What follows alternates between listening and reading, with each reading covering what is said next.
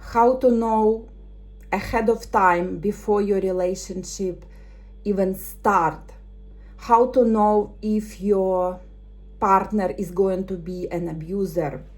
It's extremely difficult to identify an abuser at the beginning of a relationship because abusers, they hide who they are.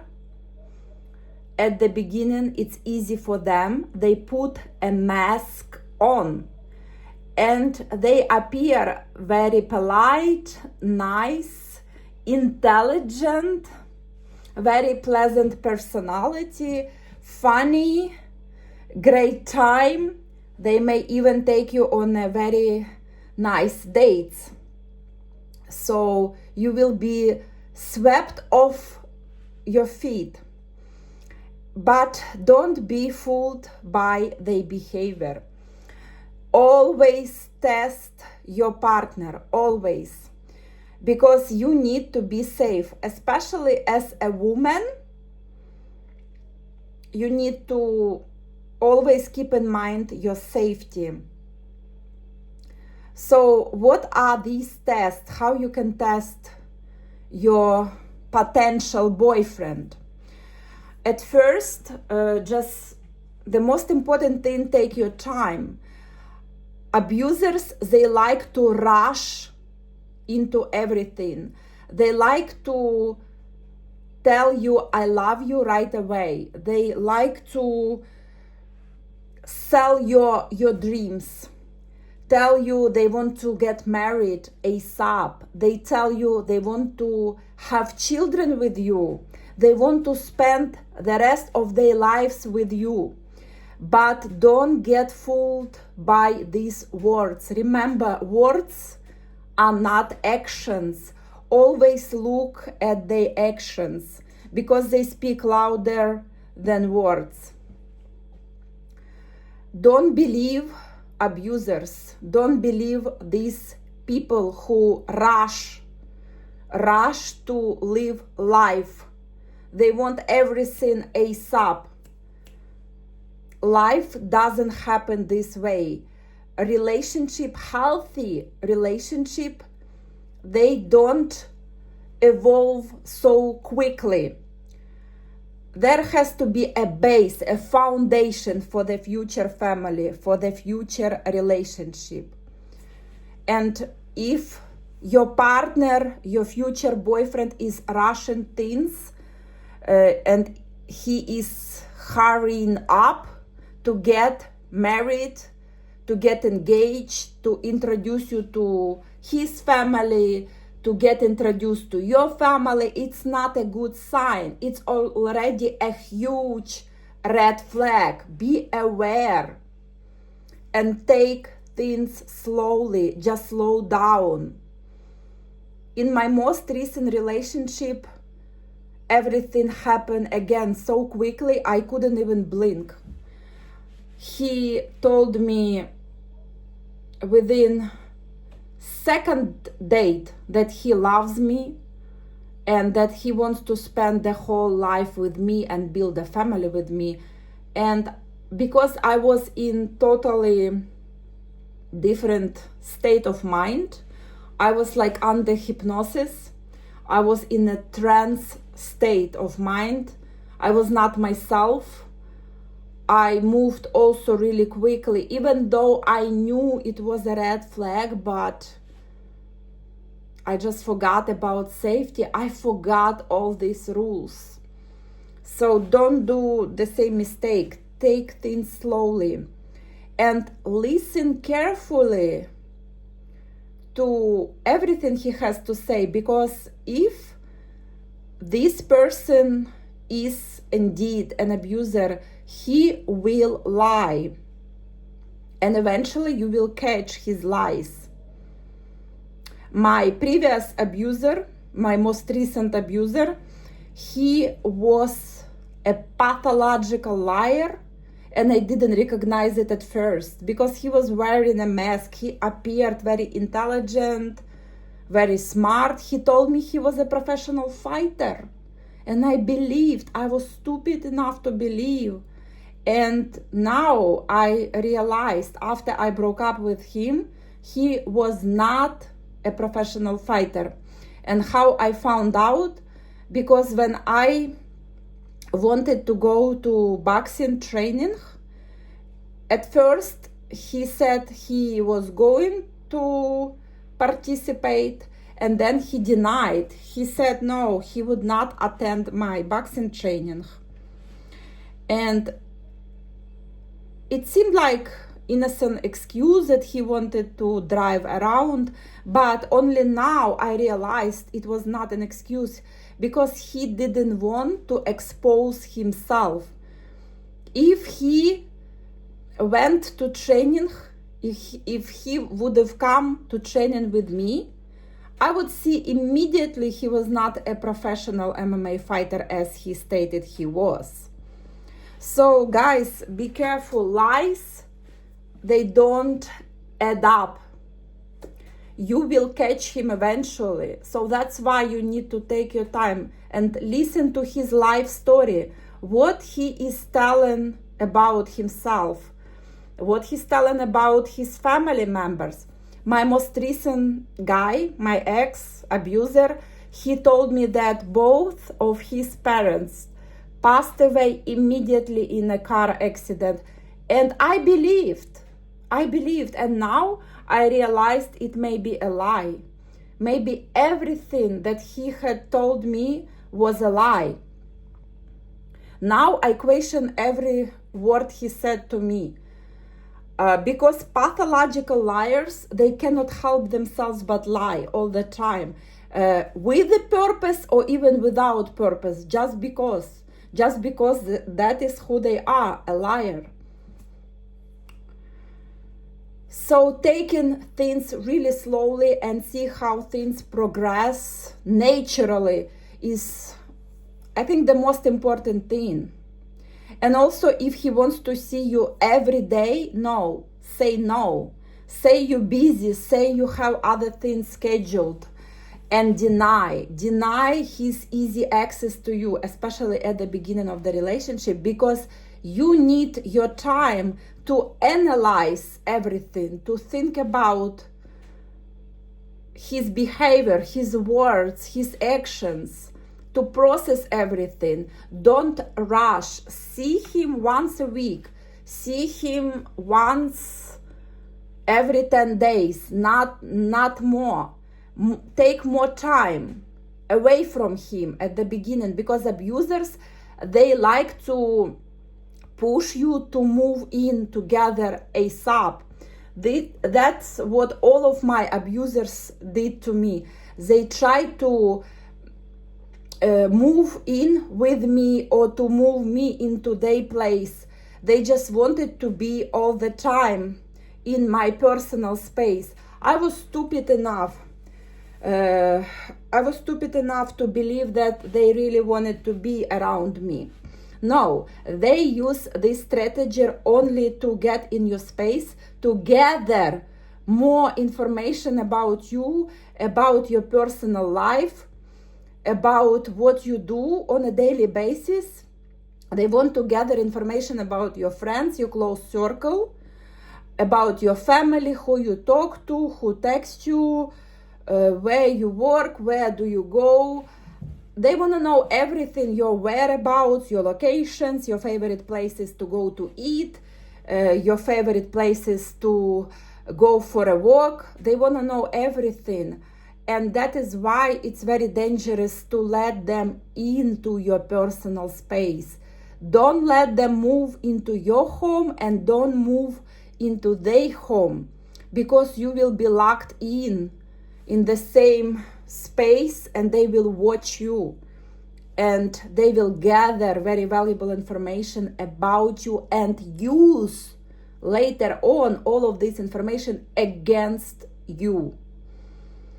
So never ever move in with a stranger, with a guy who you just met. Unfortunately, in my most recent toxic relationships, I let this guy to move in. He even didn't ask my permission. He just said, okay, I'm going to get my things and move in with you. He was living in a shelter, and he took my car, my rental car, without my permission. He moved his things into my Airbnb apartment. And again, I didn't even have a chance to respond. I was totally not there. My mind was hypnotized. It was not myself. Even though I knew all of these red flags already from my previous toxic multiple relationships with psychopaths, with narcissists, yet I still couldn't deny his access to me. So be very, very careful. And also, I would suggest to use the same tactics against him. So if you see that he is around you in your personal space all the time, he wants to gather information about you, use the same tactics against him and gather as much information as possible about him. Get to know his close circle, his friends, his family. It's very important, especially get to know his parents, because as a child of his parents, he's going to become just like them. If he grew up in a household where, for example, father was abusive to his mother, that's probably the same family model that he is gonna play in his life. So you have to watch really carefully if his family, if his parents are toxic. How is the dynamic between his mother and his dad? So you have to watch all of this. You have to see how he is. And very important thing, that if he has income or not, does he have a job? You have to know all of this before you decide to get into relationship with this person. Does he have a stable job? Does he have a stable income? Does he have a place to live, an apartment, a house? Or he still is living with his mom? You have to know everything ahead of time. Or in my case, he was living in a shelter. Never ever deal with a homeless guy. Never ever. It will be a disaster. He will get so jealous at whatever you have, and he would become eventually very resentful towards you. He will become angry, and he will not even like you. He would want to destroy you just because he doesn't have what you already have built for yourself and what you already worked for the whole life before you met him. I would also highly suggest not to disclose your location, where you live, where you work, your favorite places to go to, because he may be a stalker. Most of my exes were stalkers, and I was stupid enough to let them know my location. It's a disaster. It's dangerous, because stalker sometimes can turn really physical, abusive, possessive. They want their victim, even if a victim want to live separate life and don't want to deal with stalker. A stalker sometimes has no choice but to end their victim life. Be very careful. Think ahead of time. Don't live just in the present moment. Think about your future. Think about how dangerous this person may become after you break up, after you're done with him. Think ahead of time, and your safety is your number one priority. Unfortunately, I was reckless with my life, and now a few people know more information that they need to know about me, just because I was not careful enough. Oversharing is also a sign of your trauma. If you notice that you sometimes overshare information about yourself to strangers, there is nothing wrong with this, because you've been through some difficult things in your life in the past. Don't beat yourself up, but be very careful. Shut your mouth, don't talk. Listen more to what other people have to say about themselves. Don't overshare. Every and each detail you tell another person may and can be used against you. Be cautious what you say to people, especially to people who you don't know and who pretend to like you. Abusers would never tell you they will abuse you later on. They will appear very nice. Consider all strangers as potential abusers, because again, your safety is #1 priority. Also, just like you don't share your personal information, your location, your place of work, your favorite places to go to eat, you also don't share with the stranger your social media, because social media stalking is also disgusting, unpleasant, and dangerous. My ex is stalking me right now on Instagram because I was stupid enough to give him my Instagram right away. I didn't think about this twice when I gave him my Instagram account. And now he's stalking me. I keep blocking his writing from different accounts. And that is why I put my Instagram right now in private mode, because I don't want him to see what is going on in my life. And I kind of stopped posting right now on Instagram for the same reason, because I don't want this nasty stalker to see what is going on in my life. It's disgusting. He's disgusting, and I want nothing to do with this pathological liar, with this abuser. He lied to me about many different things, and I suspect that he was involved in a domestic violence case, because he was wearing a wrist monitor, GPS monitor that police gave to him. And again, he lied to me about the reason why he was wearing it, but I believe it's because of domestic violence case. I have no proof, so I'm just suspecting it. I strongly suspect it because I found out after I broke up with him from internet. I found out that in Spain, where he used to live, that 95% of all cases with the wrist or ankle GPS monitor are about domestic violence cases. And both victim and abuser are wearing this GPS monitor, so the police can search and see real-time locations of both of them. And since this law came to an effect, there was no murder related to domestic violence. So I guess it works for Spain. It works really well, but he lied to me. I didn't know about this law, and that's how I got together with him.